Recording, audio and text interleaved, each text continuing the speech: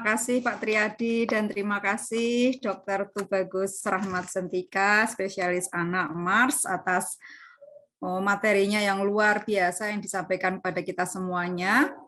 Semoga menjadikan persepsi teman-teman di dalam penanganan stunting, dan untuk imunisasi ini ada banyak vaksin-vaksin baru yang nanti akan diterapkan di 2023. Semoga teman-teman semuanya sudah mulai persiapan.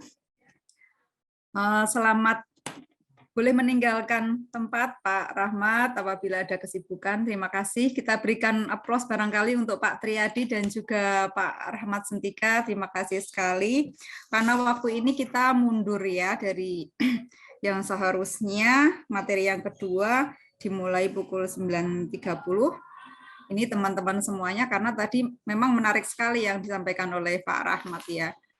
Ini mohon izin untuk materi yang kedua kita mundur waktunya sehingga menjadi pukul 10.15 sampai nanti pukul sekarang pukul 10:09 ya.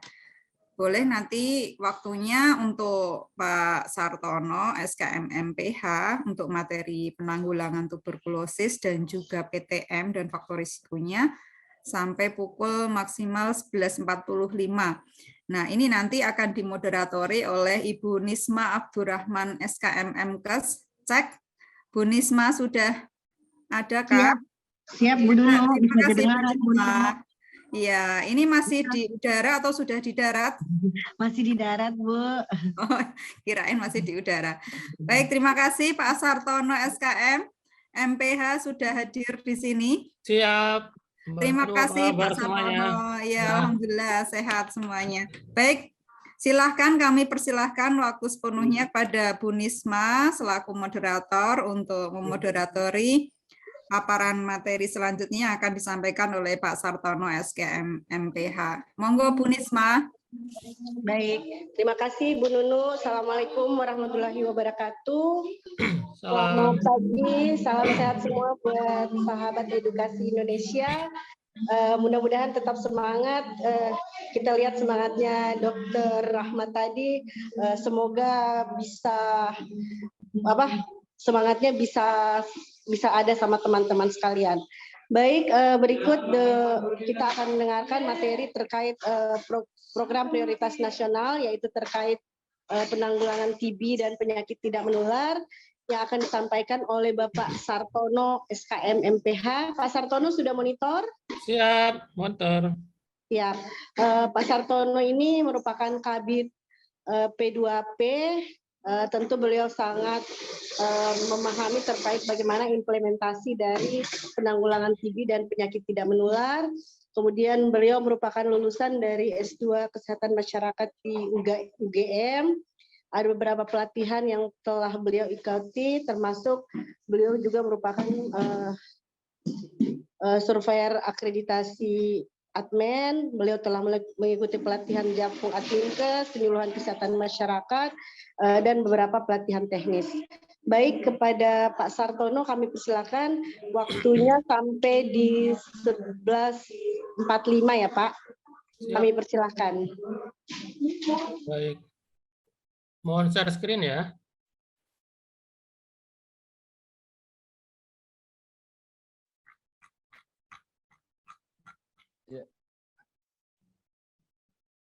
Baik teman-teman, Assalamualaikum warahmatullahi wabarakatuh.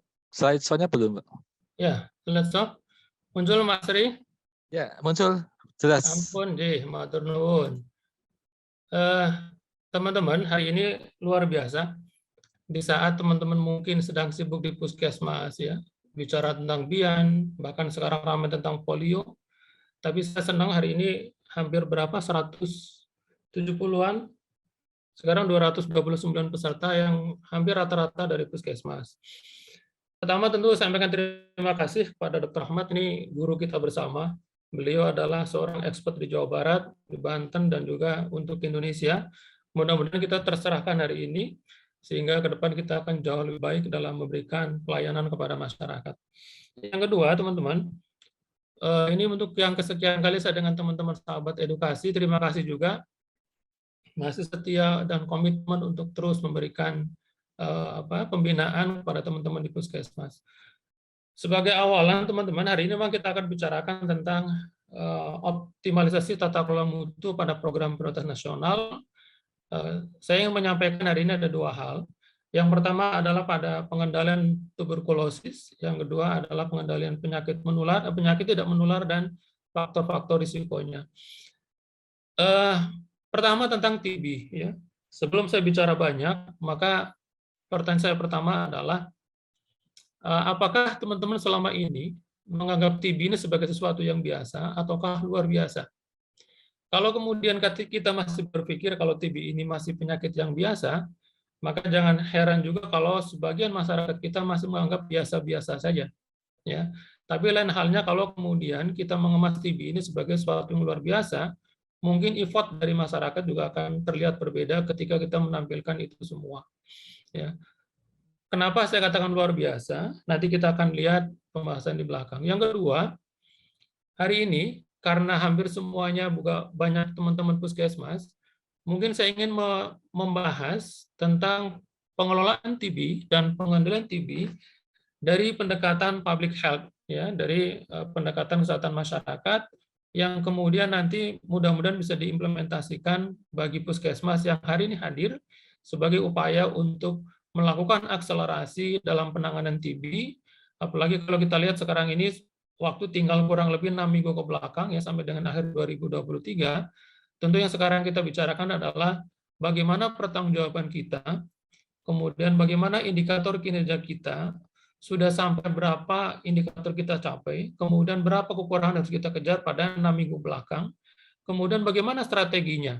Ya, tentu ini bukan hal yang mudah, dalam waktu 6 minggu harus mengejar, mungkin targetnya sebagian belum kita capai. Karena itu, saya ingin mencoba membahas dari sisi itu, mudah-mudahan teman-teman berkenan, kemudian bisa menerapkan di tingkat puskesmas, karena saya rasa itu yang sekarang perlu kita akselerasi. Salah satunya adalah pada capaian program TB, yang tentu bukan hanya bicara tentang persentase angka, tetapi juga bicara tentang seberapa masyarakat yang bisa kita layani, seberapa luas coverage yang bisa kita sampaikan kepada masyarakat sebagai hak mereka untuk mendapatkan layanan TB dengan benar. Itu sebagai pengantar untuk materi yang pertama, teman-teman. Baik, saya ingin coba masuk ke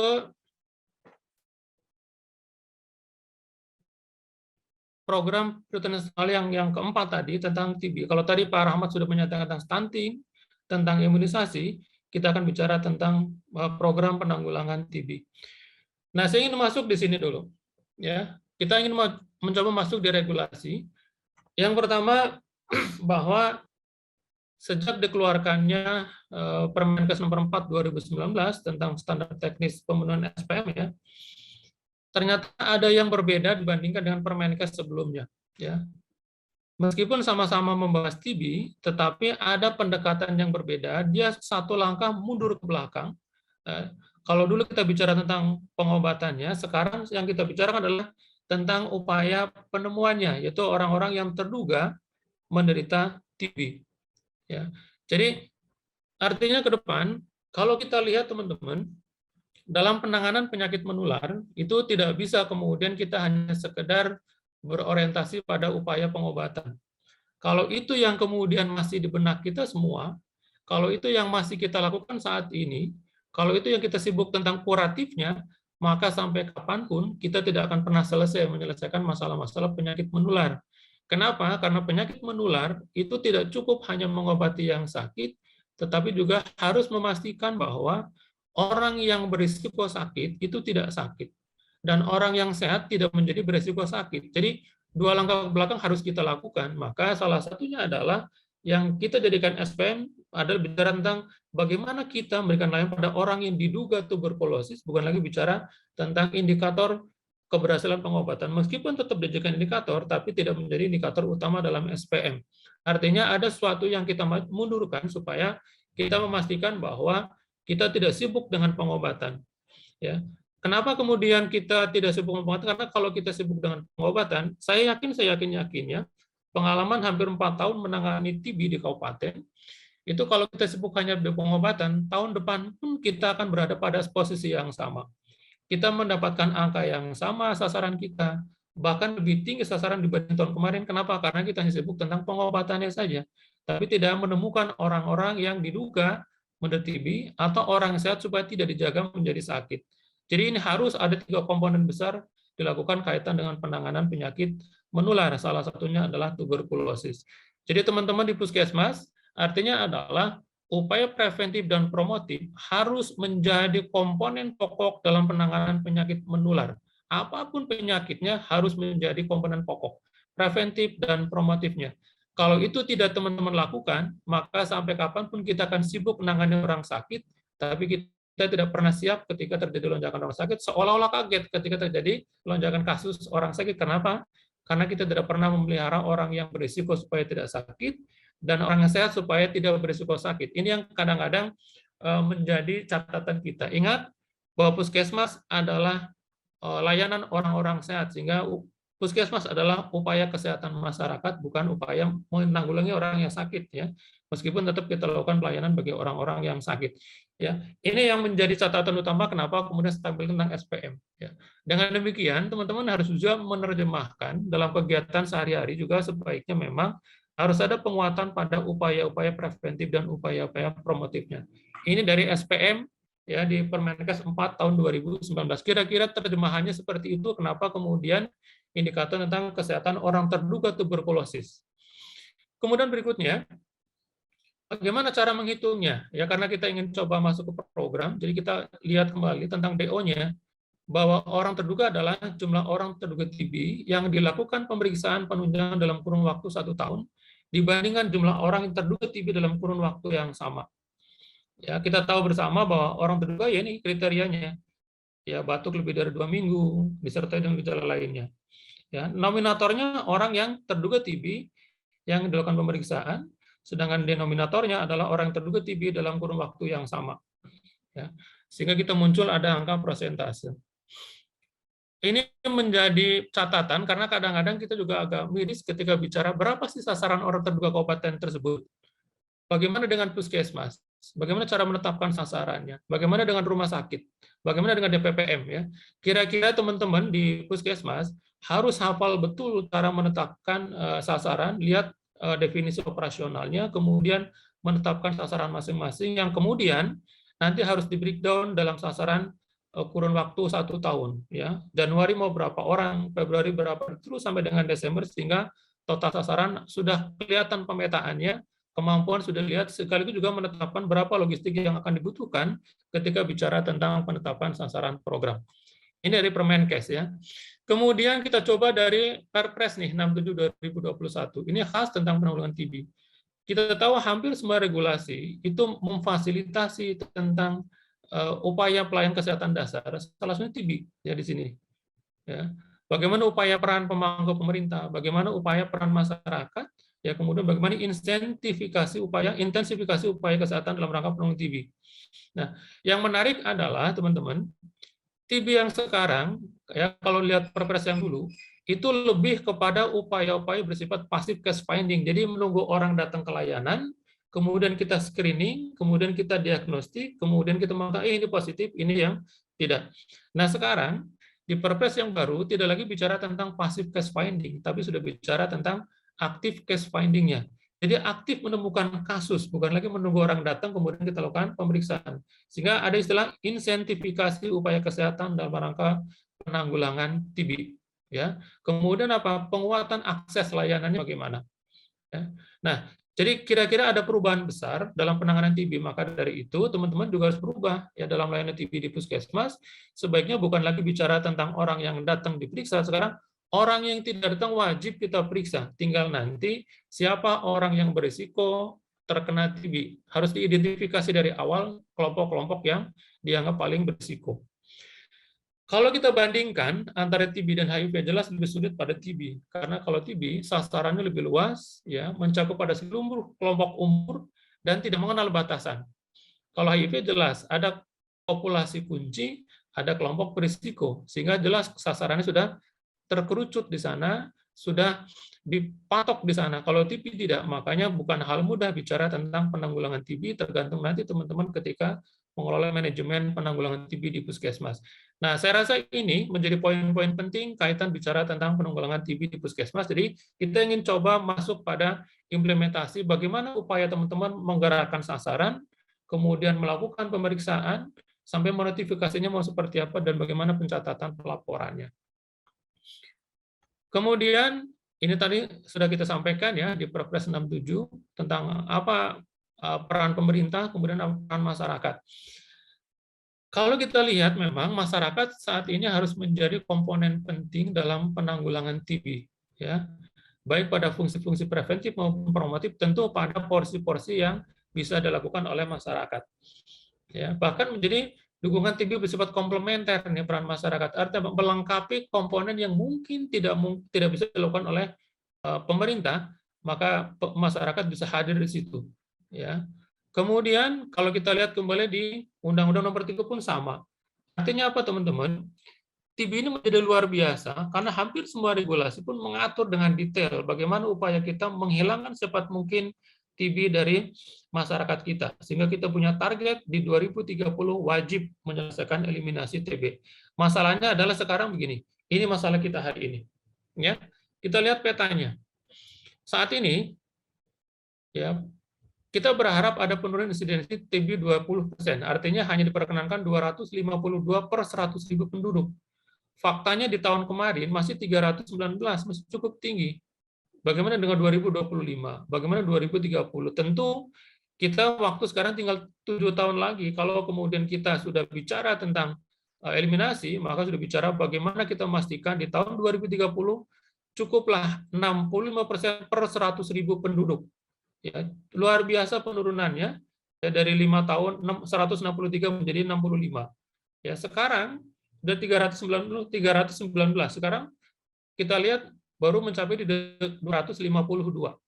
Nah, ini tentu menjadi PR besar karena kalau bicara tentang target kabupaten, maka kita akan bicara tentang distribusi di tiap puskesmas. Maka disitulah peran-peran puskesmas menjadi penting dalam rangka mengeliminasi TB. Kemudian kondisi di kita seperti apa? Ini kondisinya. Ya, ini di Searo, artinya Southeast, artinya di wilayah Asia, wilayah Timur Selatan, berarti Tenggara termasuk, ada 4,3 juta, termasuk di kita Indonesia. Cukup besar. Terbanyak ada Jawa Barat, Jawa Timur, dan Jawa Tengah. Inilah kondisi-kondisi kenapa katakan ini luar biasa. Makanya jangan heran ketika banyak data merilis bahwa kematian TB kita saat ini adalah 11 kematian per 1 jam. Jadi kalau dalam 24 jam, kurang lebih 264 kematian akibat TB di seluruh Indonesia, luar biasa.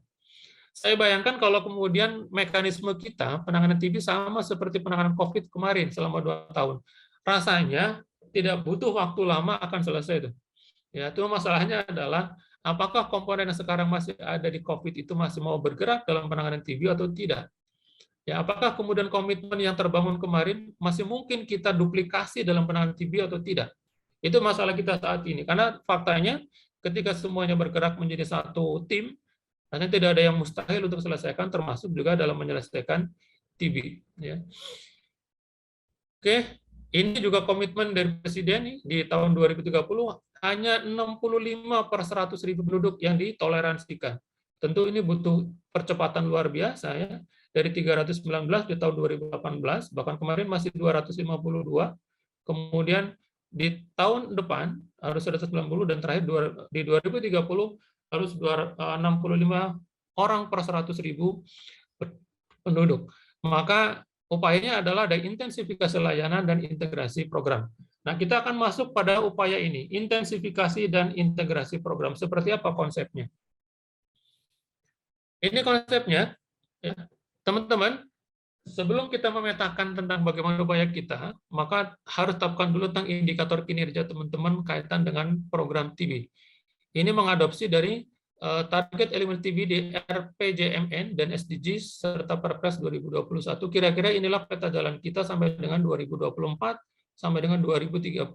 Dipetakan bersama yang nanti akan menjadi catatan kita bersama. Inilah target yang akan disepakati. Oke, kita masuk ke sini sekarang.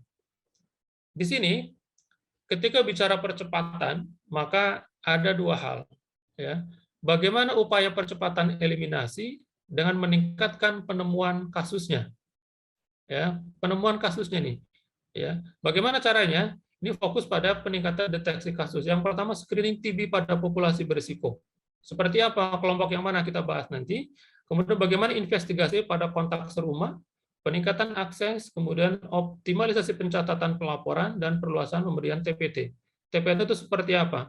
Jadi teman-teman, sekali lagi, kita jangan hanya fokus pada pengobatan, tapi kita lemah pada penemuannya. Kita lemah pada fungsi deteksi dininya. Kalau kemudian ini belum optimal, maka sampai kapanpun kita juga tidak mungkin bisa menyelesaikan TB dengan cepat, bahkan mungkin semakin ke depan semakin beresiko. Ini baru bicara tentang TB yang sensitif obat, ya, belum lagi bicara tentang RO, MDR-nya, belum lagi bicara tentang XDR-nya. Nah, 5 poin ini kita akan bahas ke belakang. Bagaimana screening-nya, bagaimana investigasinya, kemudian bagaimana perluasan pemberian TPT-nya.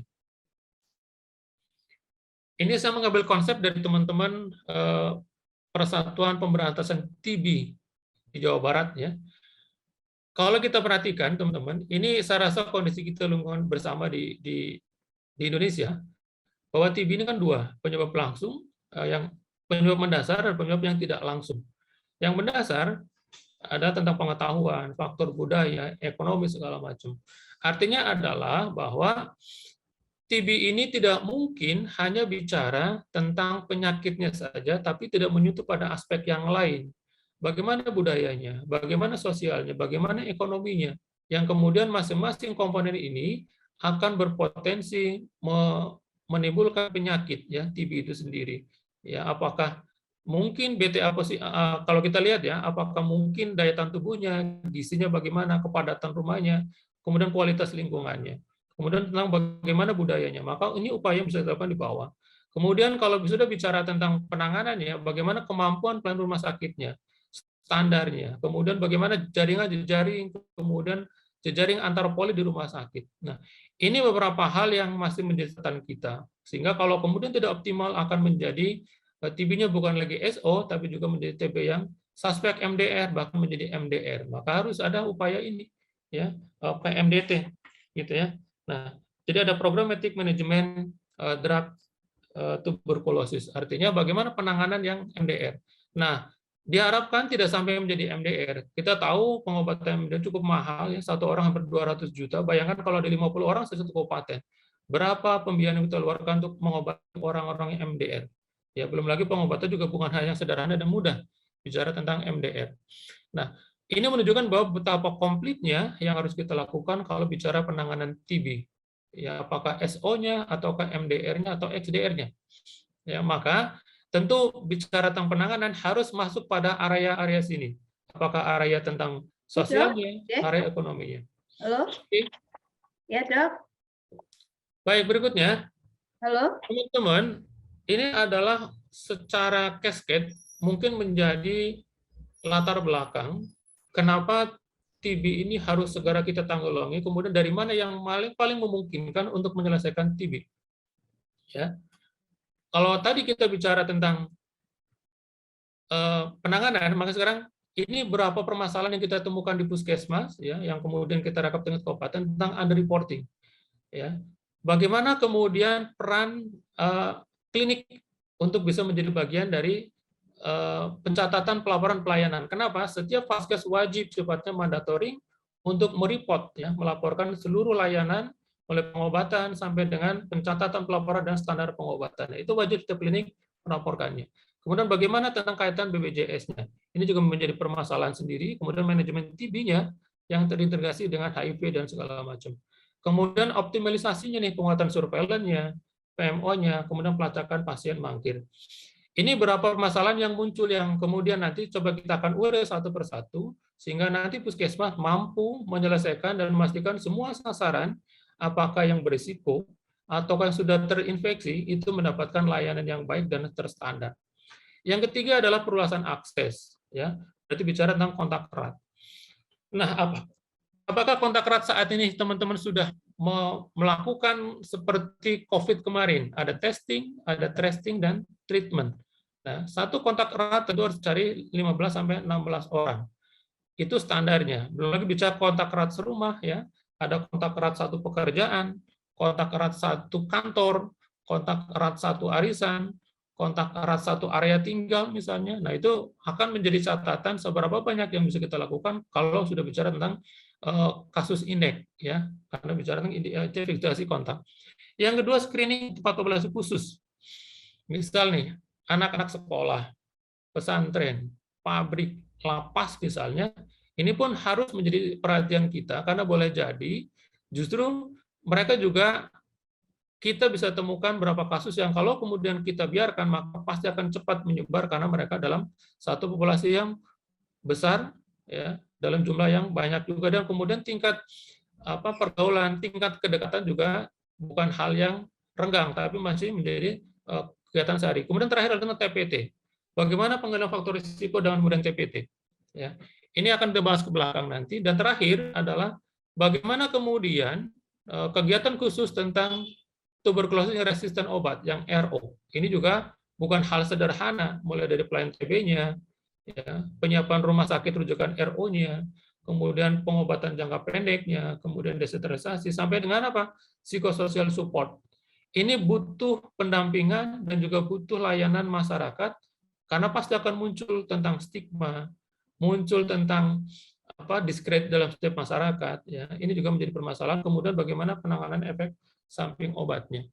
Nah, ini beberapa permasalahan teman-teman. Jadi kita ingin mencoba sekarang hari ini teman-teman ya, bagaimana mengoptimalkan peluang-peluang tadi sehingga permasalahan dan kegiatan yang 1 sampai 4 ini bisa teman-teman terapkan di puskesmas.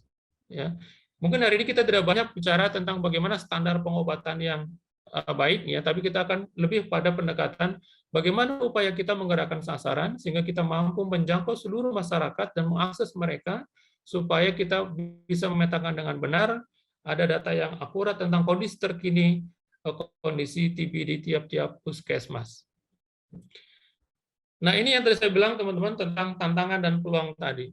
Ya, ada 3 hal tentang komitmen, tentang akses, tentang manajemen program. Ya, tentang ACF nih, ada active case finding. Bagaimana caranya, teman-teman? Bicara tentang ACF, kalau kami melihat begini. Ke depan harus juga dipolakan bahwa pendekatan ke depan tidak lagi bicara tentang pendekatan program, tapi sudah bicara tentang pendekatan sasaran. Misalnya begini, hari ini ada kegiatan vaksinasi di desa A, misalnya ya teman-teman. Kemudian kita lihat sasarannya adalah orang dewasa, mungkin ada anak remaja. Maka kira-kira program yang mana yang akan terlibat dan punya sasaran yang sama, maka semua harus turun ke sana sebagai bagian dari integrasi program. Jadi tidak bicara tentang ego program. Ya. Yang kedua, semua potensi yang memungkinkan kita cari, apakah di pesantren, apakah di perusahaan, atau mungkin tempat keramaian, atau pada kegiatan apapun, event apapun, maka bicaranya tentang peluang. Ya, jadi keaktifan itu menjadi penting buat kita semua untuk memastikan bahwa kita ingin semua orang dijaringlah dengan sebanyak mungkin. Karena dalam pendekatan penyakit menular, itu semakin banyak terjaring yang kita bisa identifikasi, maka risiko untuk semakin menurun semakin kecil. Kenapa? Karena sudah kita jaring dari awal, sehingga potensi untuk menularkan juga semakin kecil. Bayangkan kalau kita ditemukan sekarang, mungkin dia akan menularkan pada ruang-ruang yang lain. Ya. Sehingga screening TB harus segera kita maksimalkan, kemudian kita ada pemetaan daerah-daerah yang berisiko. Ya, ini bagian dari upaya membuka akses lain kita. Yang kedua, ada yang sudah teridentifikasi. Siapa itu? Kontak erat. Setiap kali ada kasus indeks, pastikan kontak erat tadi segera diidentifikasi, lakukan asesmen apakah dia terinfeksi atau tidak.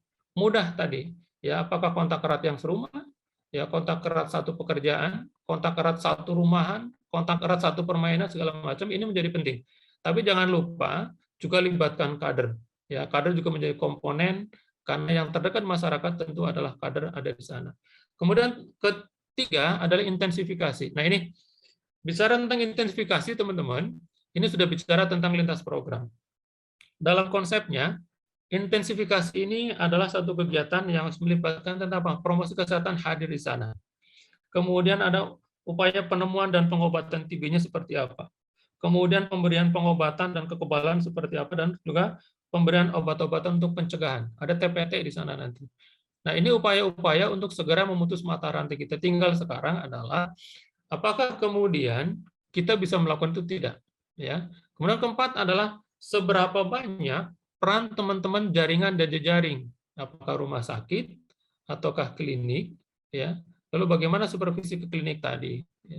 Kemudian terakhir mungkin sebagian masih ada keterbatasan alat, tetapi saya rasa bukan hal yang menjadi kendala besar ya, karena saya rasa alat yang ada rata-rata di tiap kabupaten cukup untuk melakukan itu.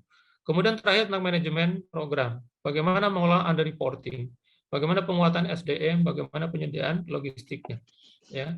Maka di sana nanti ada satu kunci, yaitu bagaimana validasi data kita, karena justru validat inilah yang akan menentukan tentang indikator kinerja teman-teman dalam penanggulangan TB di tingkat puskesmas. Maka menjadi penting validat itu setiap bulan lakukan validat, ya duduk bersama dengan program yang lain. Yang terdekat tentu adalah dengan pemegang program HIV, karena itu ada pencatatan pelaporan tentang orang yang diperiksa TB dari penderita ODA dan sebaliknya. Ya. Kemudian nanti bicara tentang pencatatan pelaporan SITB. Nah ini beberapa permasalahan, teman-teman. Sekarang bagaimana caranya kita ingin coba masuk Pesawat ini TKI 1215 ya? untuk menggerakkan dan memastikan sasaran itu hadir di puskesmas. Yang pertama tentang investigasi kontak. Ya. Teman-teman tolong identifikasi ulang seluruh kasus indeks yang ada di puskesmas. Pastikan itu dulu, karena itu menjadi langkah kita untuk mengidentifikasi kontak eratnya. Kalau kita punya 10 kasus TB, berarti minimal carilah 160 diantaranya menjadi kontak eratnya. Ya, itu baru dari kasus indeksnya. Ya, jadi sedini mungkin segera ditemukan. Kemudian yang kedua tentang TB laten. TB laten ini adalah orang yang terinfeksi TB tetapi memiliki daya tahan tubuh yang baik dan belum muncul, tetapi dia adalah kontak erat dari kasus TB itu sendiri, ya, sehingga disebut dengan ILTB, ya. Jadi namanya infeksi laten tuberkulosis. Nanti kita akan bicara tentang TPT untuk orang-orang yang ILTB ini. Kemudian memastikan penularan kontak erat yang sehat dengan cara memberikan edukasi tentang perilaku hidup bersih dan sehat. Kemudian yang terakhir tentu adalah memutus mata rantai. Jadi yang pertama adalah teman-teman lakukan investigasi kontak dari kasus indeks dulu untuk memastikan orang-orang berisiko itu kita temukan dari awal. Ya. Ini alurnya tentang investigasi kontak. Ya. Apakah nanti untuk kasus rumah sakit, pasti lakukan pertemuan rumah sakitnya. Ada pertemuan rutin di poli biasanya, antar poli, karena kita tahu setiap kasus yang ada tentu berisiko menular pada orang lain. Ya. Kemudian ada surat edaran Vaskes nih, ya, dari Dinas Kesehatan, kemudian ke rumah sakit, ke masing-masing puskesmas. Ya. Untuk di puskesmas, terutama apa? Terutama adalah karena rumah sakit memiliki keterbatasan dalam menjangkau area karena dia tidak punya pertanggungjawaban wilayah. Yang TB mangkir bagaimana? Yang tidak mau datang bagaimana? Yang DO seperti apa? Maka harus ada komunikasi. Nah, pentingnya nanti apa? Kalau kami merekomendasikan kepada teman-teman puskesmas, coba sekarang masing-masing rumah sakit punya kontak erat, ya, punya kontak person dengan masing-masing puskesmasnya. Jadi kalau satu rumah sakit misalnya sekitar ada 6 puskesmas, maka wajiblah surveillance rumah sakit itu memiliki kontak person dari puskesmas, karena itu akan menjadi jaringan teman-teman ketika menata laksanai untuk pasien-pasien yang mangkir atau yang DO. Jadi sama-sama untung. Ya. Kemudian case index bisa dari puskesmas atau bisa dari rumah sakit, ya, sehingga baru lakukan pelaksanaan kontak petugas kesehatan puskesmas ataupun oleh kader TB. Ini alurnya. Ya. Jadi sekali lagi teman-teman, investigasi kontak menjadi kunci dalam penanggulangan TB. Sekarang permasalahan adalah tolong identifikasi seluruh kasus indeksnya, baru kita bicara tentang investigasi kontak dengan langkah seperti ini. Jadi teratur, terarah, bukan sekedar sekonyong-konyong seolah-olah baru ketemu hari ini, oh ternyata dia dari kasus indeks si A, si B, dan si C. Ya. Kemudian yang kedua tentang TPT, ya, terapi pencegahan tuberkulosis. Jadi ternyata seseorang yang terinfeksi TB karena di kontak erat, ya, maka ada 3 kemungkinan. Kalau daya tahannya baik, maka bakteri masuk ke tubuh dapat dihilangkan oleh sistem kekebalan tubuh sehingga orang tersebut tidak sakit TB. Yang kedua, ya, kedua adalah kondisinya itu infeksi laten, bisa muncul setiap saat karena sudah dipagari oleh sistem kekebalan tubuh, tapi sifatnya tidur nih sehingga bakteri tersebut tidak menimbulkan sakit. Tetapi ini tetap berisiko bisa muncul sewaktu-waktu. Dan yang ketiga, dia sakit. Nah, untuk poin yang kedua ini wajib kita lakukan namanya terapi pencegahan tuberkulosis.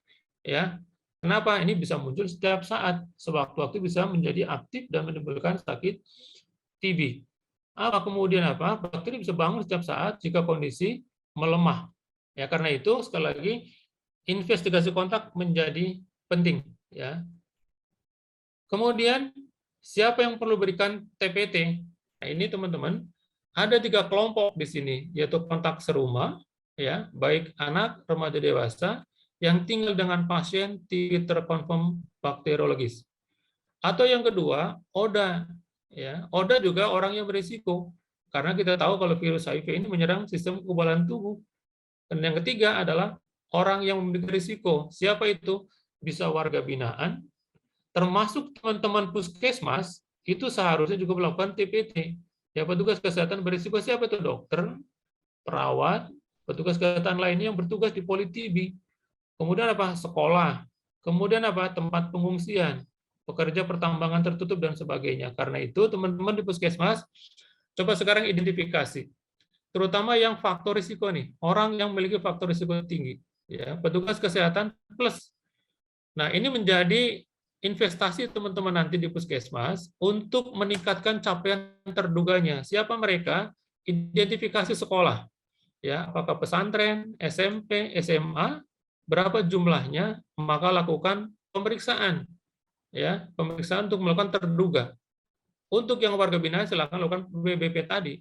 Kemudian bagaimana dengan pabrik, ya, ini menjadi tempat-tempat yang kemungkinan berisiko. Kalau satu terkena maka pasti akan cepat menyebar pada satu area yang sama.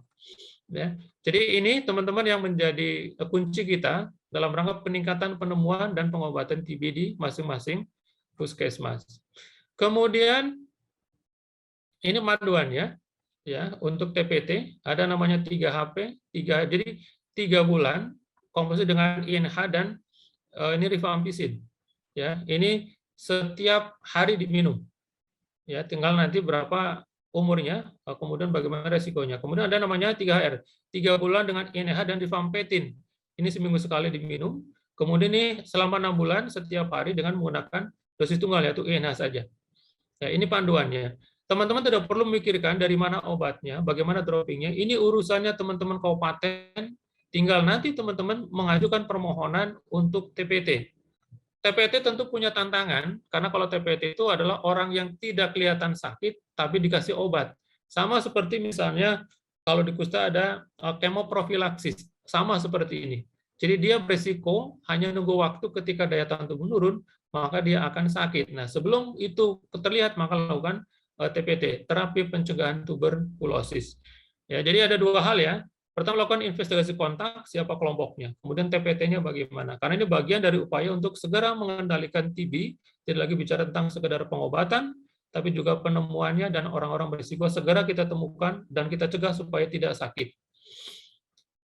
Kemudian cara minumnya, ya saya rasa ada panduannya nanti, teman-teman akan dipandu oleh teman-teman pemegang program tingkat kabupaten, termasuk dropping obatnya nanti akan disampaikan oleh teman-teman di kabupaten. Kemudian yang TPT perlu kontrol nggak? Perlu, karena perlu ketaatan, kemudian kita lihat ada efek samping nggak? Karena selalu ada efek samping ya. Kemudian ada tidaknya gejala TB. Kemudian apakah TPT dapat mencegah TB? Nanti akan kelihatan.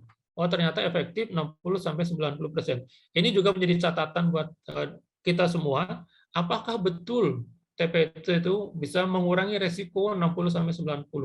Kalau tidak, kira-kira ada yang salah tidak? Mungkin kepatuhannya, atau mungkin juga pengawasan kita lemah. Ya. Sekali lagi ini adalah konstanta antara 60-90%. Jika ada efek samping, ya jangan panik ya, segera ke puskesmas segala macam. Kemudian jika timbul gejala TB, segera pergi ke dokter karena akan melakukan pemeriksaan untuk diagnostiknya. Ya. Nah, itu adalah kaitan dengan bagaimana kita menggerakkan dan memastikan TB bisa berjalan. Yang kita coba bangun adalah memastikan orang-orang berisiko tadi segera kita periksa, orang sehat supaya tidak menjadi sakit, dan yang sakit segera kita obati dengan standar. Nah, ini kira-kira upaya teman-teman yang bisa dilakukan di tingkat puskesmas untuk menggerakkan sasaran. Yang pertama, teman-teman bicara tentang penyakit menular atau apapun, maka harus juga bicara tentang integrasinya dan kolaborasi lintas programnya. Lakukan pemetaan sasaran lintas program, kemudian harus hilangkan ego program masing-masing di tingkat puskesmas, bicara tentang layanan, tentang sasaran, kemudian buatkan tentang jadwal bersamanya. Jadi pendekatannya pendekatan kesamaan sasaran, bukan karena pendekatan program. Jadi tidak ada cerita misalnya ketika teman-teman surveillance imunisasi melakukan vaksinasi, itu seolah-olah hanya punya surveillance, padahal bisa saja bicara punya orang lain juga di situ. Ya, oh ternyata sasaran sama juga ada di situ, berarti bisa aja muncul orang P2PM ya tentang orang TB, orang kusta hadir di situ di area dan event yang sama, tadi bicara tentang ego program. Ini menjadi penting karena dengan cara itulah kemudian kita bisa mengakselerasi dalam penanggulangan TB, baik dari sisi penemuan maupun dari sisi pengobatannya. Yang kedua, ada tim kerjanya. Jadi selama ini kita pasif case finding jalan ya, sekarang coba lakukan dengan active case finding-nya. Ya tadi penemuan-penemuan pada area-area berisiko, di sekolah, di pabrik, di pesantren, itu juga area berisiko. Kemudian integrasikan pada tiap kegiatan, menghadirkan yang banyak. Jadi semua event-event yang menghadirkan banyak orang, sebaiknya juga diintegrasikan. Bahkan misalnya ketika teman-teman ada pertemuan PKK, ada pertemuan rapat apapun, rasanya sudah mulai diselenggarakan lah. Rapat misalnya rapat pertemuan bulanan, hadir 200 orang katakan pada area yang besar. Tidak salah kalau di situ kita lakukan ada pemeriksaan-pemeriksaan kesehatan juga, bagian dari screening itu.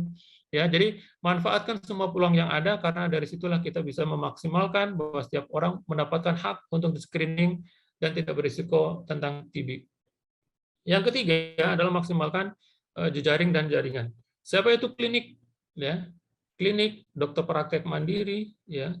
Kalau rumah sakit, nanti tugasnya teman-teman dinas nih untuk melakukan mopping up.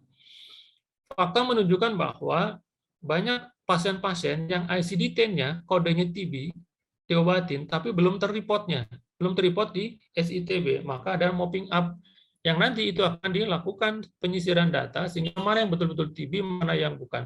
Kalau yang TB segera diinput di SITB-nya, karena itu juga akan menjadi catatan tentang akselerasi capaian kinerja kita. Dan terakhir adalah penguatan kerjasama lintas sektoral, ya dengan Kesra, dengan Naker, dengan perdagangan, dinas pendidikan. Yang perlu saya garis bawahi adalah dengan dinas tenaga kerja, teman-teman, dan juga dengan dinas perdagangan. Terakhir, kita muncul regulasi tentang pemeriksaan TB di area-area pabrik. Ya, bahkan di beberapa kabupaten kota yang menginisiasi adalah teman-teman dari dinas tenaga kerja menggandeng dinas kesehatan untuk memastikan program TB ini berjalan di perusahaan-perusahaan. Jadi silakan teman-teman kalau kemudian ingin masuk ke pabrik, regulasi lengkap. Sudah ada regulasinya memastikan setiap pekerja itu bebas TB dan juga kalaupun sakit wajib mendapatkan pengobatan standar dan itu sudah dituangkan di Permenaker, sudah ada. Ya, jadi semakin luas area kita untuk memastikan dan mengembangkan sasaran kita sehingga semakin luas coverage kita dalam penanganan TB di lingkungan puskesmas. Kemudian surveillance-nya bagaimana? Teman-teman harus juga dirubah bahwa surveillance itu bukan sebuah program, tapi sebuah pendekatan. Karena surveillance melekat pada semua penyakit, pada semua program. Ada surveillance KIA, surveillance CASELING, ya, surveillance penyakit menular, surveillance DBD, surveillance tidak menular. Semua ada surveillance. Jadi jangan kemudian seolah-olah dikerdilkan surveillance hanya untuk penyakit menular saja, ya, atau karena muncul di satu program, padahal bukan. Jadi kita semua ada surveillance, ya. Nah, ini saya rasa kalau langkah-langkah surveillance tadi, ini menjadi penting karena dengan surveillance inilah kita bisa memetakan secara utuh tentang kondisi penyakit yang ada di kita termasuk TB. Jadi utuh dari awal sampai dengan akhir bagaimana kondisinya. Maka surveillance menjadi peran penting di situ. Ini cascade-nya ya tentang surveillance tadi yang terkonfirm, kemudian mulai pengobatan, kemudian bagaimana hasil pengobatan. Jadi ditelusur dari awal sampai dengan akhir dalam penanggulangan TB. Ya. Ini yang teman-teman sudah lakukan saya rasa, tetapi mungkin belum optimal ya.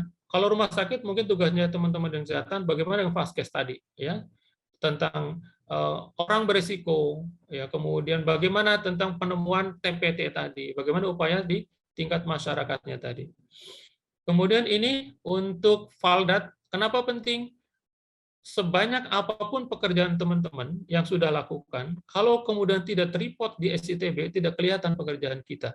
Maka Valdat itu menjadi pintu masuk sebelum kita input di SITB. Setelah yakin datanya benar, maka silakan diinput. Dan SITB adalah satu-satunya aplikasi yang digunakan oleh Kementerian Kesehatan untuk melihat kinerja kita di daerah. Ya, tidak ada laporan lain, tidak ada manual lain kecuali SITB. Jadi pilihan kita adalah pastikan SITB terisi dengan benar, maka validasi data wajib lakukan oleh teman-teman puskesmas. Ya, bulanan atau mungkin pada setiap 3 bulanan untuk memastikan sudah terinput. Apalagi SITB ya, datanya adalah data 3 bulanan. Jadi sebaiknya ada validasi bulanan untuk memastikan data kita sudah tercleaning dengan baik, tidak ada data-data yang rancu. Oke, teman-teman, terakhir, ya, ini kalau kaitan dengan input SITB ya, bagaimana kalau terjadi alert misalnya, bagaimana definisi operasionalnya, nanti bisa dibaca. Saya rasa kalau yang sudah sering input di SITB sudah cukup lancar lah ketika bicara tentang yang errornya gimana, cara inputnya bagaimana, kemudian bagaimana cara pengisiannya. Ya, ini adalah dashboard di SITB jika pasien tidak terinput dengan benar. Ya. Terakhir, teman-teman, kita akan lihat misalnya dari pekerjaan yang sudah dilakukan teman-teman, kira-kira apa dokumen penunjang yang wajib teman-teman buat. Ya.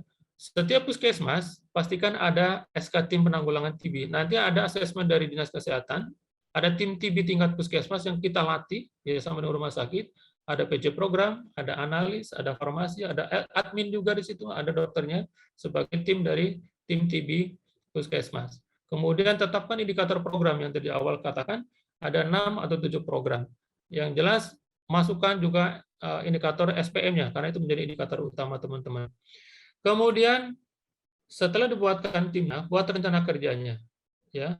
Kemudian, lakukan kegiatan tadi, pastikan regulasi sudah teman-teman siapkan dari awal, mulai pedoman, SOP, mulai pengumpulan data, penemuan kasus, ya, permintaan obat, penerimaan obat, pengiriman obat, penyimpanan dan pemusnahan obat segala macam. Ini ada menjadi dokumen pokok karena bagaimanapun teman-teman melakukan pekerjaan, maka tidak mungkin kalau tidak ada record dari pekerjaan-pekerjaan kita. Kemudian bagaimana pencatatannya, SITB-nya seperti apa? Saya ingin menekankan tentang SITB dan admin SITB. Teman-teman para kepala puskesmas, mohon teman-teman pengelola program difasilitasi dengan laptop. Kenapa? Karena kapasitasnya besar SITB. Bahkan, kalau satu laptop ada aplikasi SITB, sulit kalau dipasang aplikasi yang lain. Jadi, upayakan ada laptop khusus. Bahkan, adminnya pun sebenarnya tidak mudah untuk diganti, karena tidak mudah melatih mereka di admin SITB.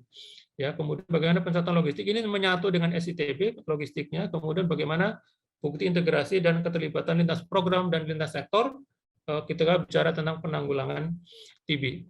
Nah, kira-kira itu teman-teman. Jadi saya ingin menekankan pada upaya pada penggerakan sasaran, ya, karena sekali lagi masalah terbesar rata-rata adalah kita tidak tahu siapa lagi sasaran yang bisa kita temukan, bagaimana cara menemukannya, kemudian bagaimana kita memastikan validasi datanya. Ini 3 hal yang rata-rata terjadi di puskesmas. Jadi mudah-mudahan dengan ini teman-teman punya peluang, oh ternyata kita bisa masuk ke area ini, oh ternyata saya bisa masuk pada area yang memungkinkan kita bisa menemukan capaian kinerja kita bersama-sama.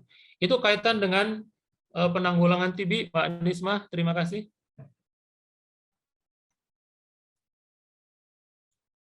Ya, silakan Mbak Nisma. Ya. Terima kasih Pak Sartono. Mbak Nisma sudah naik pesawat, jadinya tidak bisa mendampingi di sini. Ya. Mbak Nisma sedang dalam perjalanan dari Makassar ke kemana ya? Gorontalo ya? Pulanglah, pokoknya pulang dia. Oke, iya. Ya, terima kasih atas paparan tentang penanggulangan TB.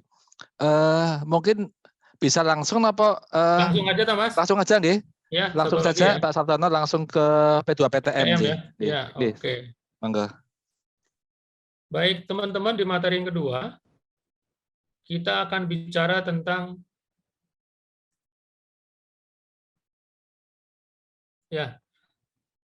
kita akan bahas bagaimana kita mengendalikan penyakit tidak menular dan juga mengendalikan faktor risikonya. Ya, kalau tadi TB penyakit menular, sekarang tentang penyakit tidak menular. Ini pun sama teman-teman, mungkin saat ini program yang tidak dianggap seksi, program tidak dianggap besar adalah penyakit yang tidak menular. Karena memang kadang-kadang dianggap tidak berbahaya, kemudian dianggapnya penyakitnya laten, lama, dan jarang dianggap sebagai penyakit yang fluktuatif oleh media sehingga dianggap biasa-biasa saja. Faktanya ternyata penyakit tidak menular itu adalah suatu penyakit yang luar biasa juga. Ya, kenapa luar biasa? Kita lihat faktanya hari ini. Nah, teman-teman, ini adalah jumlah penduduk menurut jenis kelamin. Kita lihat misalnya pembagian kelompoknya, usia lanjut kita sekarang ada di 29,3 juta atau 10%. Ini kalau tidak kita lakukan penata laksanaan akan menjadi beban nih. Sehingga bagaimana menjadi lansia smart nih, ada 10% jumlahnya. Kemudian ini adalah kelompok usia produktif nih, ya. Menjadi tulang punggung keluarga dan menjadi aset pemerintah 69,3% usia produktif. Kemudian pekerja kita ada 48%. Nah, sekarang kalau kemudian kelompok ini tidak kita pastikan mendapatkan layanan yang tidak menular, tentu ini akan mengganggu juga pada etos kerja sebuah pemerintahan. Ya, ada 69,3% kelompok usia produktif. Ini mungkin paling banyak porsinya di antara kelompok-kelompok usia yang lain. Ya. Kemudian ini lansia kita nih teman-teman, ternyata kalau kita petakan mungkin di tahun 2045 ada 19,9% kelompok lansia. Dan itu pasti butuh penanganan khusus karena jumlahnya besar. Mereka juga punya hak yang sama seperti warga negara yang lain, yang tidak mungkin kemudian kita tidak memberikan layanan terbaik buat mereka. Sekarang kita di 12,5% nih mendekati angka ini. Ya, jadi cukup besar. Nah, saat ini memang ada 29,3 juta. Ya. Nah, tertinggi di daerah. Nah, ini kenapa Yogyakarta paling tinggi? Karena ternyata angka harapan hidupnya itu paling tinggi di Jogja. Sehingga lansia banyak tinggal di Jogja dan ada di sana. Ya, 15,5%. Ya, kemudian Jawa Barat hanya 10,1, Jawa Tengah ada 14,18%. Ini kelompok lansianya. Ya. Artinya apa? Semakin tinggi usia lansia ini, maka menggambarkan tentang angka harapan hidup juga pasti tinggi di sana di kelompok-kelompok ini. Ya. Kemudian ini yang menjadi catatan kita juga agak ngeri juga kalau lihat ya teman-teman. Lihat porsi penyakit tidak menular. Ini kita potret 10 tahun kemarin kalau salah datanya. Dari 37% menjadi 49%, kemudian menjadi 58%, bahkan diprediksi mungkin sebagian penyakit di Indonesia adalah penyakit tidak menular. Ada 57%.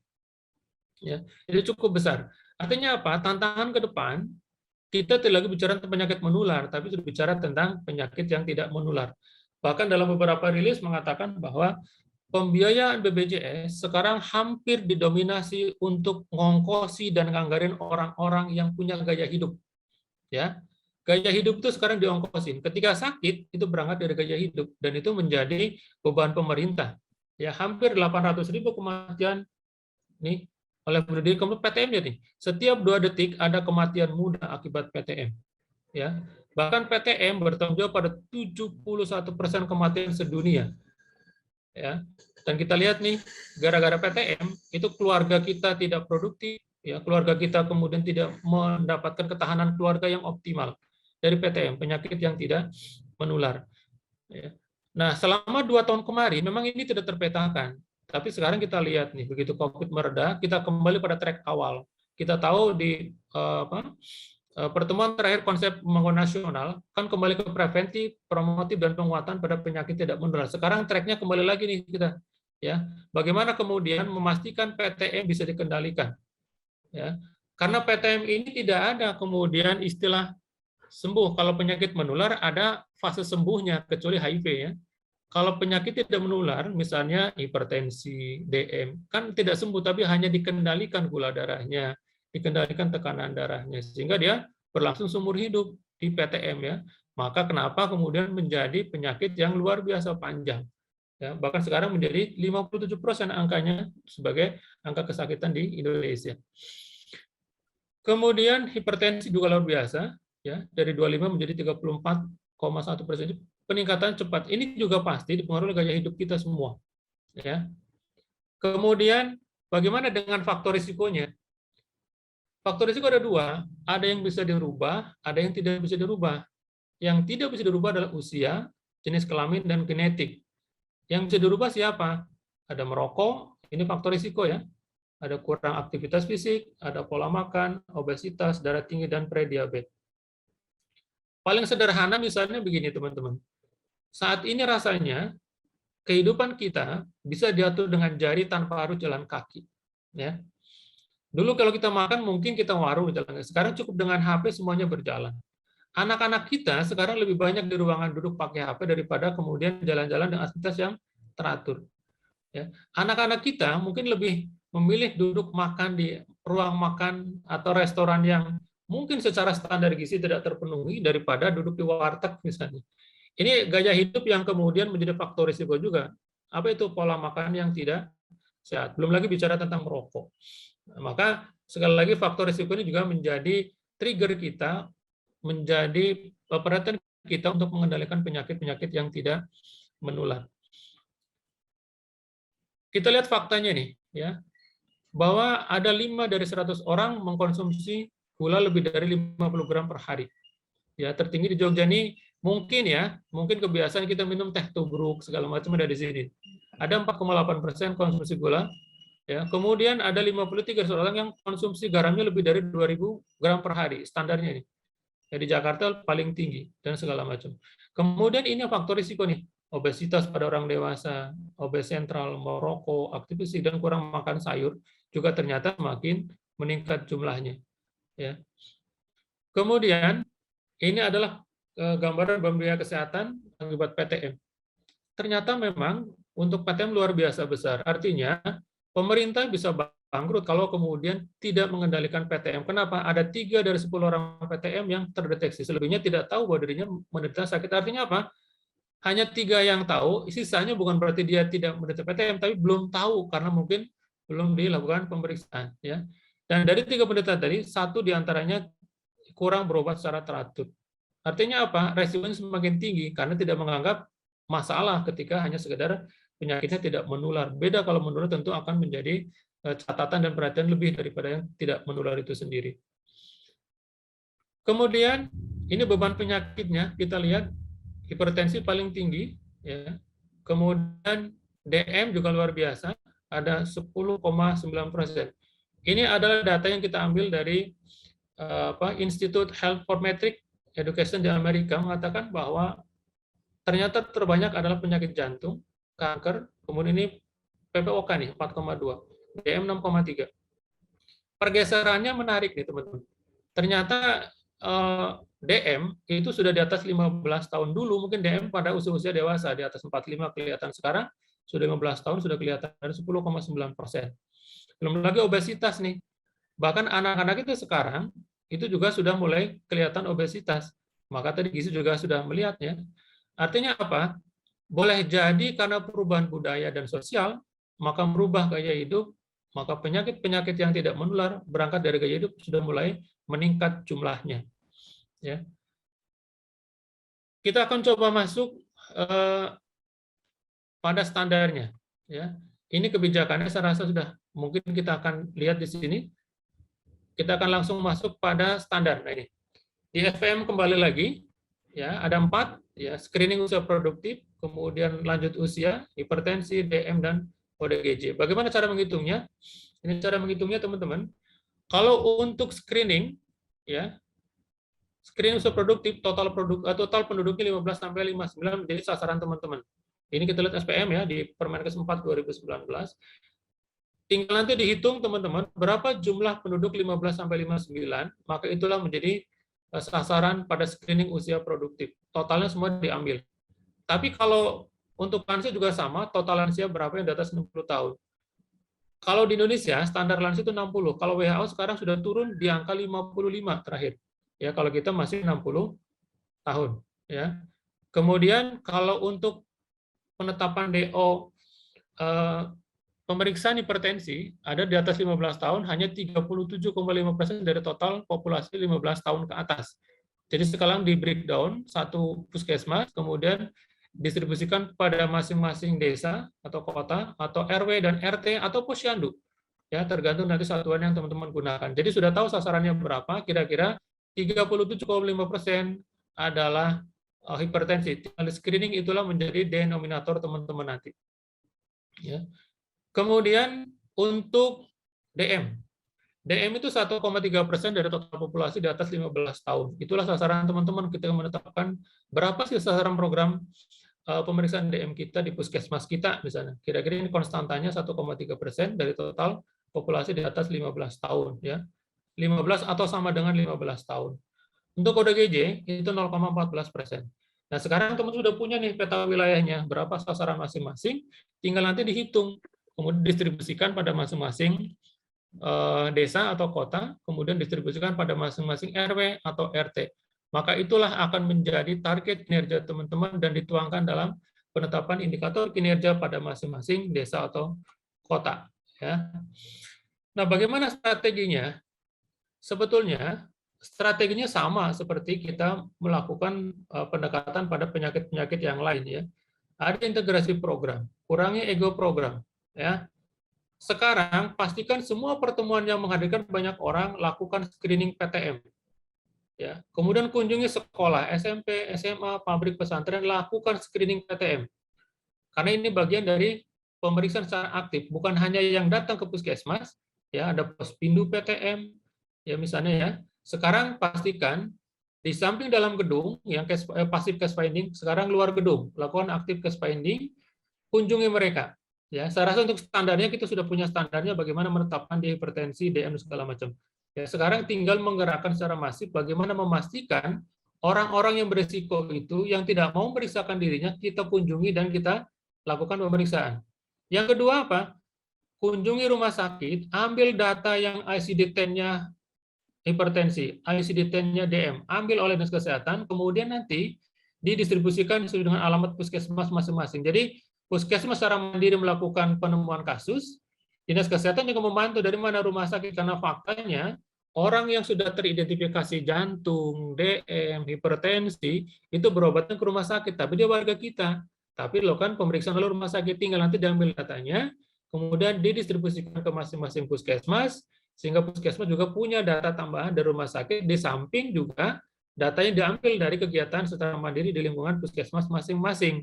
Apakah passive case finding ataukah active case finding ya. Baru kemudian teman-teman coba libatkan lintas sektor, apakah pendidikan, apakah tenaga kerja, apakah dinas perdagangan ya. Karena dengan cara itulah kita bisa memastikan kembali sebetulnya bukan soal angka yang kita capai, tetapi memastikan kita memberikan hak masyarakat yang mungkin belum sempat mengakses layanan kita, yang mungkin mereka belum kita jangkau, yang mungkin mereka tidak sempat memberikan pemeriksaan oleh kita, sehingga kita hadir ke sana. Ya, pabrik misalnya, maka menjadi keuntungan tersendiri bagi puskesmas di perkotaan atau puskesmas yang punya pesantren, puskesmas yang punya pabrik, silakan hadir ke sana. Karena saya lihat untuk sticknya saat ini hampir sekarang hitungan dari pemerintah pusat itu bukan lagi bicara tentang proporsi, tapi bicaranya jiwa. Berapa jumlah jiwa 15 tahun ke atas, maka sebanyak itu stick gula diberikan kemarin di masing-masing kabupaten kota. Ya, melalui mekanisme dana DAK. Jadi jangan takut kekurangan stik gula nih. Ya, kalau kebetulan saya di Kabupaten Cirebon, stik gulanya menghitung jiwa. Jadi sekarang justru puskesmas bingung bagaimana cara menghabiskan stik gula yang ada karena sudah menghitungnya jiwa. Ya, tidak lagi bicara proporsi 80% atau 75% tidak, tapi menghitungnya jiwa. Jadi semua jiwa itu dihitung 15 tahun ke atas sampai 59 itu wajib dilakukan pemeriksaan. Stiknya cukup ya. Nah, mungkin dengan cara ini teman-teman bisa memastikan dan juga memperluas dan mengembangkan sasaran yang akan menjadi program PTM itu sendiri. Ya. Kemudian bagaimana cara pencegahannya? Saya rasa sudah jelas ya, kita punya konsep namanya cerdik. Ini silakan nanti bisa dibaca. Apa itu C? Ya, cek kesehatannya mau seperti apa? Tes kebugaran menjadi penting buat kita semua. Ya, bagaimana upayanya? Ya, secara mandiri. Kemudian pemanfaatan UKBM-nya bagaimana, kemudian penguatan Fasiankes dan Puskesmas juga secara rutin melakukan hal yang sama untuk melakukan cek berkala. Ya, ini adalah upaya yang bisa dilakukan teman-teman untuk memastikan sasaran tercover, ya, baik sasaran yang datang ke Puskesmas maupun yang tidak sempat ke Puskesmas, maka nanti itu harusnya ke depan Puskesmas itu lebih sibuk untuk kunjungan luar dan kunjungan orang sehat daripada pelayanan orang sakit. Ya. Maka sekurang-kurangnya lakukan deteksi dini minimal 1 kali setahun pada populasi sehat. Ya tadi. Jadi yang kita ambil adalah kunjungan minimal setahun sekali kita lakukan screening. ya, bisa di kelompok pengajian, bisa di kelompok apapun, lakukan itu, karena itu memang peluang kita untuk memaksimalkan capaian dan juga memaksimalkan pemeriksaan pada setiap orang, karena itu hak mereka untuk melakukan pemeriksaan standar oleh kita. Kemudian enyahkan asap rokok. Ya. Dari mana datanya? Teman-teman bisa lihat, misalnya data PISPK tolong dimanfaatkan. PISPK yang sekarang sudah ada di tangan teman-teman, itu bukan berarti sudah selesai. Saat ini mungkin sebagian PISPK sudah selesai pada pendataan. Dan itu bukan akhir dari kegiatan, justru itu awal dari kegiatan. Karena pendataan nanti, silakan dianalisis, maka muncul berapa persentase dari capaian indikator masing-masing. Desa A itu tertinggi dari mana? Oh, asap rokok. Ternyata masih ditemukan orang yang merokok di rumah. Maka itu menjadi telusur kita. Dalam bentuk apa? Dalam bentuk intervensi berdasarkan data PISPK. Jadi sekarang kalau teman-teman ke desa, itu sudah punya database-nya. Kita ke sana mau ngapain? Masalahnya apa? Di mana keluarganya? RT mana? RW mana? Kelurahan mana? Sudah punya datanya. Dari mana? Dari PISPK. Jadi PISPK, tolong teman-teman kelola dengan baik. Ya, sekarang bukan akhir PISPK, justru ini awal pekerjaan. Sehingga data yang nanti teman-teman miliki di PISPK itu akan berubah karena dinamis tergantung dari perubahan perilaku yang hasil kunjungan kita. Diintervensi, oh ternyata berubah nih, merokoknya sudah berkurang. Oh hasil semakin meningkat. Oh ternyata RW ini tidak lagi bicara tentang zaman keluarga karena sudah menggunakan zaman yang standar, yang saniter segala macam. Ya, jadi PISPK akan menjadi penting karena dia bukan lagi bicara tentang survei, tapi sudah bicara tentang sensus. Ya, semua orang wajib dilakukan kunjungan dan didata melalui kegiatan PISPK. Ya. Kemudian bagaimana rajin aktivitas fisiknya? Nah ini menjadi media teman-teman. Kemudian bagaimana diet seimbangnya, ya, karena bagian dari cerdik tadi. Kemudian tentang istirahat yang cukup mau seperti apa polanya. Ini adalah upaya kita mengelola faktor risiko sehingga tidak muncul penyakit-penyakit yang tidak menular itu sendiri. Ya. Nah, artinya apa? Ini adalah satu bentuk intensifikasi penanganan PTM dengan melibatkan semua unsur. Ya, maka yang menjadi garda terdepan adalah pasti teman-teman pada fungsi-fungsi pencegahan dan promosi. Berarti Promkes harus terampil, ya, karena kita ingin mengelola faktor risikonya. Media dibuatkan semenarik mungkin. Sekarang seluruh area di puskesmas, seluruh media dan fasilitas puskesmas hendaknya bisa menunjang semua edukasi yang memungkinkan untuk memastikan info itu jalan.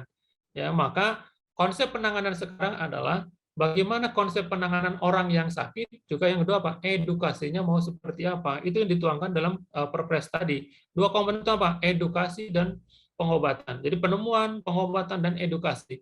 Ini tiga komponen utama dalam penanganan penyakit menular maupun penyakit yang tidak menular. Dengan sangat jelas konsepnya. Maka semua potensi yang ada di teman-teman tolong dimaksimalkan. Karena dengan cara inilah kita bisa mengendalikan faktor risiko sehingga penyakit tidak menular tidak semakin meningkat. Ya. Ini tentang penyakit tidak menular yang lain ya. Bagaimana edukasi kita? Apa saran kita miliki ya?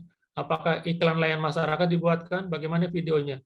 Jadi seluruh area puskesmas, alat yang ada tolong maksimalkan. Kalau ada televisi di puskesmas, pastikan tiap hari diputar tentang edukasi puskesmas. Entah penyakit menular, entah penyakit tidak menular, atau apapun yang bisa teman-teman lakukan, silakan lakukan. Karena itu bagian dari upaya untuk mengendalikan faktor risiko sehingga penyakit tidak menular tidak semakin meningkat.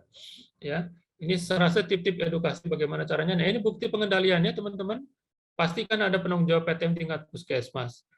Nah, yang terjadi sekarang adalah petugas PTM itu cenderung hanya 1 atau 2 orang, sementara penyakitnya banyak. Kita sudah menghitung hampir 20 penyakit tidak menular ada di puskesmas. Meskipun dalam SPM cuma 4, tapi masih ada 17 yang juga menjadi tanggung jawab puskesmas. Jadi, saran saya jangan 1 orang petugas PTM, minimal 2 atau 3 lah yang melakukan penyakit PTM ini ya. Kemudian tentukan indikator programnya, kemudian buatkan juga penanggulangan PTM yang sudah tuangkan nih program kerjanya apa. Ya, kemudian lakukan program PTM melalui kegiatan ini. Ini adalah rekomendasi yang sudah ada dalam Perpres nih.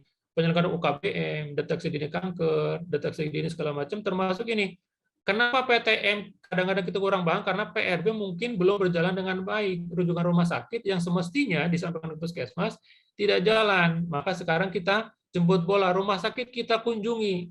Ambil datanya yang ada ICD-10 kaitan dengan hipertensi, kaitan dengan DM. Sehingga data tadi kita ambil, dan itu kita nanti kembalikan ke puskesmas. Ya. Baik, kemudian berikutnya adalah ada pencatatan pelaporan, apakah pakai manual ya, sistem di SIPTM, ataukah pakai ASIK. Untuk ASIK, memang saat ini masih dalam perbaikan. Ya, yang sudah muncul adalah tentang vaksinasi, kemudian penyakit yang tidak menular, tapi nanti akan menjadi big data bagi semua program. Meskipun sekarang masih belum sepenuhnya pulih dan belum sepenuhnya mampu mengakomodir, karena sering error juga, muter-muternya lama di websitenya ya. Kemudian pencatatan laporan logistiknya bagaimana, integrasi programnya seperti apa, kemudian bagaimana monitoringnya, capaian indikator programnya seperti apa, integrasi program, dan bagaimana bukti pemberdayaan lintas sektor dan pemberdayaan masyarakatnya. Nah, ini beberapa hal, tip yang bisa teman-teman lakukan untuk mengakselerasi capaian program dan pengendalian faktor risiko, dan juga pengendalian pada penyakit yang tidak menular. Mudah-mudahan dengan cara ini, kita bisa kendalikan penyakit tidak menular, dengan cara apa? Kendalikan faktor-faktor risikonya yang tadi kita sampaikan. Ya, yang terpenting adalah teman-teman tetap komitmen dari awal sampai akhir, mulai perencanaan sampai dengan evaluasi, tolong segera dikendalikan. Maka penting ada petugas yang mengkomandoi dan bertanggung jawab pada pengendalian penyakit yang tidak menular itu sendiri. Ini contoh bagaimana kita mengidentifikasi tentang masalahnya apa, strateginya seperti apa ya. Contoh pada hipertensi, DM ya. Kira-kira misalnya lintas sektor belum jalan nih, apa upayanya? Ya, kemudian hipertensi belum terintegrasi, bagaimana upayanya? Ini contoh kecil yang bisa teman-teman lakukan untuk segera mengidentifikasi, sehingga sisa waktu yang 6 minggu ke depan bisa kita akselerasi untuk mencapai program pada pengendalian penyakit tidak menular dan juga pengendalian faktor-faktor risikonya. Ya, ini tentang ODGJ-nya seperti apa. Saya rasa itu teman-teman yang bisa saya sampaikan pada hari ini. Ya, sekali lagi ini kerja bersama, butuh kolektivitas dan butuh kolaborasi, karena penyakit hipertensi, DM dan yang lain atau penyakit tidak menular dan juga penyakit tuberkulosis tidak mungkin diselesaikan oleh satu orang, oleh satu program, tapi butuh kolaborasi. Dan kini saatnya kita menjadi tim, ya, menjadi tim. Maka leadership di puskesmas akan menentukan tim kerja di tiap puskesmas. Tidak lagi bicara tentang program per program, tapi sekarang harus kurangi eko program, bicara tentang tim kerja untuk penanganan masalah-masalah kesehatan yang ada. Terima kasih. Itu Mas Tri yang disampaikan kaitan dengan penanganan PTM dan juga penanganan tuberkulosis di puskesmas. Terima kasih. Assalamualaikum warahmatullahi wabarakatuh. Waalaikumsalam warahmatullahi wabarakatuh. Luar biasa nih. Ya, memang ini dua narasumber ini sangat menguasai bidangnya, karena kebetulan juga Pak Sartono Kepala Bidang P2P Dinkes Kabupaten Cirebon. Ini sudah ada yang bertanya di chat room, Pak Sartono. Boleh. Saya bacakan. Boleh, silakan Mas Tri. Oke. Dari Pak dari Puskesmas Salopa, izin bertanya, di EP5 standar 44 bab standar 4.4 bab 4 mengenai juknis tata laksana kasus TBC, apakah dibuat sendiri oleh Puskesmas atau menggunakan PMK 67 tahun 2016 saja? Ya, itu. Ya. Pertama, teman-teman, memang hari ini kita spesial tidak membicarakan tentang instrumen ya Mas Tri ya. Iya. Tapi nggak apa-apa, karena itu memang panduan kita. Pertama, gini teman-teman, kalau kaitan dengan penanggulangan TB ya, kita ikuti saja juknis yang ada di PP 67 ya, itu sudah jelas. PMK 67 sudah ada. Nah, ikuti saja seluruh standar yang ada di sana. Tetapi kalau indikator kinerja boleh kita tambahkan sesuai dengan kebutuhan. Ya, kalau tadi awal ada hampir 6 ya, ada 6 standar indikator kinerja, boleh ditambahkan, tetapi untuk polanya, bagaimana juknis pelaksanaannya, mulai dari penemuan kasusnya, pengobatannya, sampai dengan penetapan keberhasilan pengobatan, tetap ikuti juknis yang ada. Ya, jadi tidak menggunakan juknis yang dibuat oleh teman-teman. Tetapi teman-teman hanya boleh menambahkan pada indikator kinerja yang memang dibutuhkan, silakan saja. Ya, jadi tidak, sekali lagi, indikator kinerja puskesmas meskipun ada juknisnya, indikator prioritas misalnya, tapi kalau ada spesifik bisa dipakai untuk menetapkan dan meningkatkan kinerja, silakan ditetapkan oleh puskesmas tanpa mengurangi indikator prioritas nasional, ya, atau indikator tingkat kabupatennya. Boleh seperti itu. Kemudian yang kedua ya, target TBC apakah mengikuti yang tadi ya? Ya, yang itu. Target TB itu begini teman-teman. Kalau kita lihat di Permendagri ya, nanti boleh dicek. Di dalam Permendagri itu sebetulnya kabupaten diberikan keleluasaan untuk menetapkan target ya. Jadi kita selama ini mendapatkan target itu sudah ditetapkan oleh provinsi. Ya, dari pusat ke provinsi, provinsi masuk kabupaten. Jadi kita tidak punya pilihan untuk menetapkan target kita. Ya, semestinya target itu ditetapkan oleh kabupaten kota masing-masing karena tahu betul berapa orang yang memang berisiko. Bahkan di Permendagri mengatakan yang wajib diberikan layanan adalah orang-orang yang memiliki ketidakmampuan secara ekonomi. Nah, yang tahu kan kita sebenarnya. Tapi kalau sudah tahu sasarannya, tinggal dituangkan dalam SK Bupati, ini loh sebetulnya target kami. Ya, apakah target TB, apakah target PTN.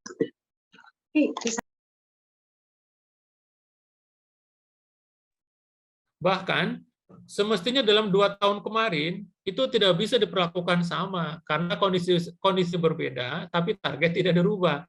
Yang terjadi teman-teman puskesmas, kasihan kemarin. 2 tahun semua target itu nggak ada yang mencapai. Situasinya berubah, tapi tidak ada keluasan untuk mengurangi target. Ya, itu yang kedua. Jadi sekali lagi, target memang sudah ditetapkan, tetapi kalau kemudian teman-teman ingin menetapkan sendiri targetnya, nanti silakan kabupaten kota yang akan menyampaikan. Bahkan diberikan kelonggaran kok, kabupaten kota boleh menetapkan target dengan catatan di SK-kan oleh bupati masing-masing. Ya, jadi tidak menggunakan target yang ditetapkan oleh provinsi. Ya, tinggal nanti diskusikanlah dengan kabupaten kota masing-masing. Seperti itu, Mas Tri. Oh ya. Berarti nyambung termasuk target untuk yang penyakit tidak menular ya? Sama. Bisa? Sama. Oke. Ya, terima kasih. Monggo untuk yang lain, peserta yang lain, barangkali ada yang mau raise hand untuk menanyakan langsung, ataupun yang mau menulis juga nggak apa-apa. Silahkan. Luar biasa ini sampai jam segini masih 214. Silakan Bapak Ibu.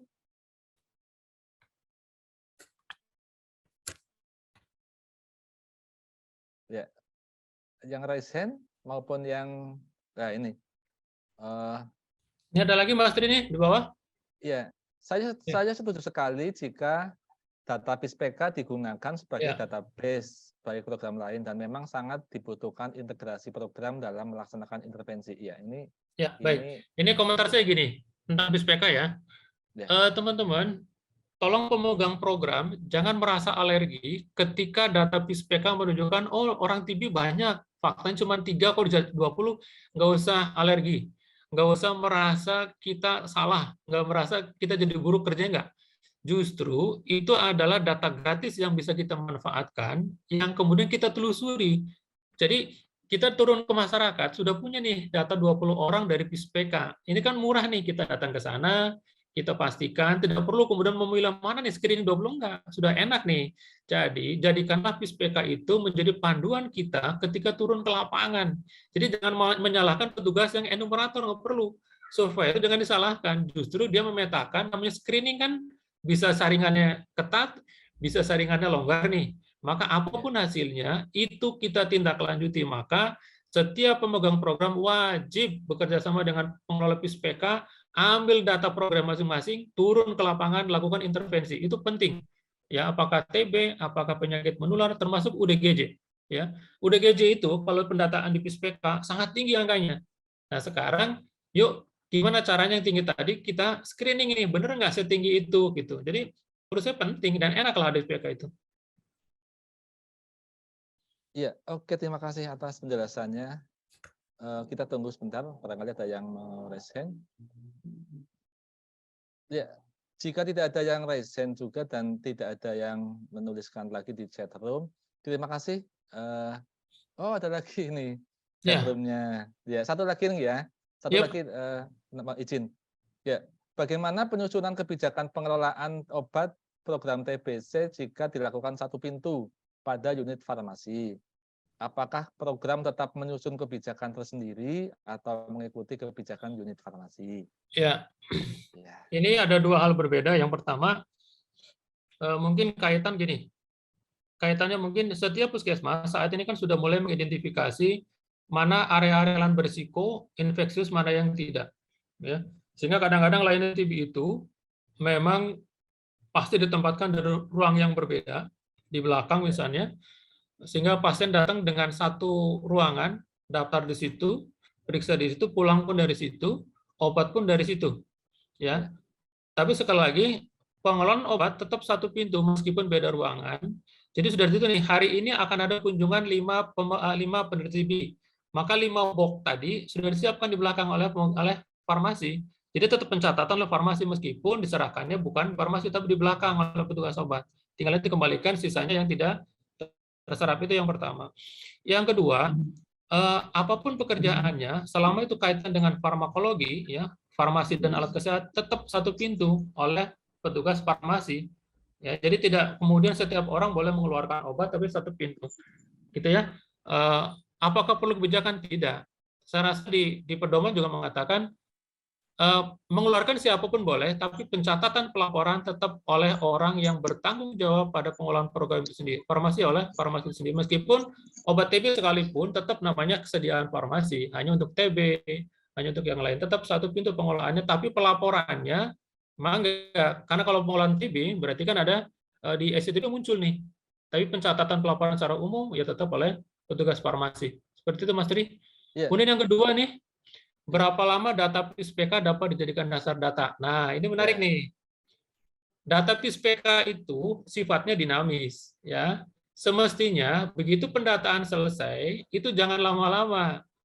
Ya, jangan sampai data yang terekam oleh kita yang ternyata dengan sendirinya berubah, tapi kita nggak pernah tahu ada perubahan. Jadi, data itu akan berubah kalau teman-teman sudah melakukan intervensi berdasarkan hasil PIS-PK itu sendiri. Kalau pendataan selesai, segera lakukan kunjungan, lakukan intervensi, maka dengan cara itu pasti akan langsung berubah. Nah, perubahan-perubahan ditemukan lapangan, semestinya juga dilakukan perubahan di inputnya. Jadi jangan perubahan secara manual kita rubah, tapi data PIS-PK-nya tidak input perubahannya, ya tidak akan pernah berubah nantinya, gitu ya.